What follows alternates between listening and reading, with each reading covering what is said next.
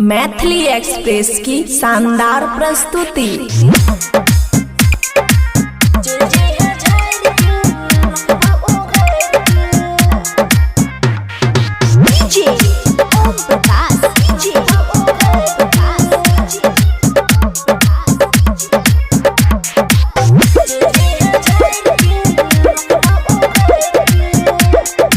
खुशी recording studio बलुआहा।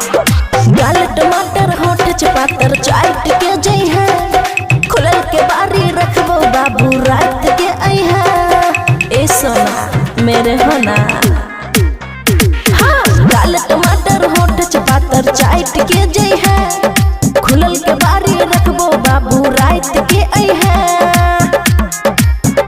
अरे फूलल फूलल समतोला के पीली है गायर के, चल जई है झाड़ के रखबो उघार के।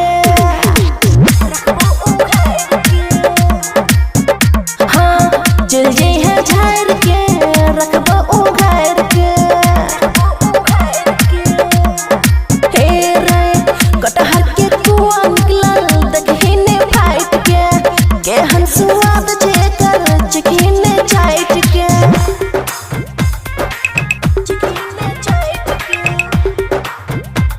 मिक्स बाय अमन अक्की।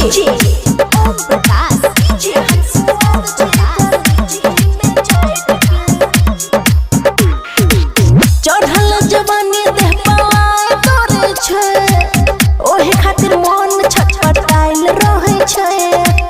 कसल कसल देह पूरा देह फटे छे, भरल अनार के रस चुए छे।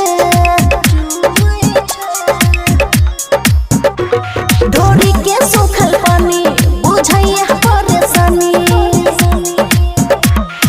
तोरे खातिर दोनों से रखने छे संभाल के। चल जई है झाड़ के रखबो उघार के। हाँ कटहर की कुआं निकलल देखिने फाइट के, केहन स्वाद छे कर देखिने चाट के।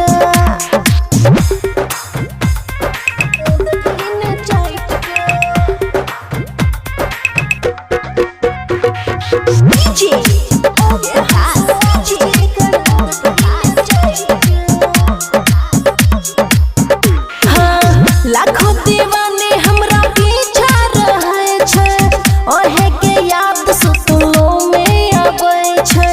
चीनी के मोरा पे चोटी लगे छे, आहा की बात सब झूठी लगे छे।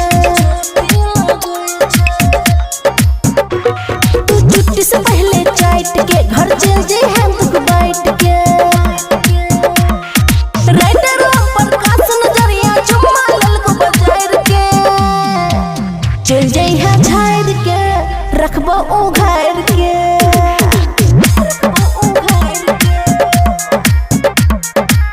कटहर के कुआं निकलल देखिने फाइट के।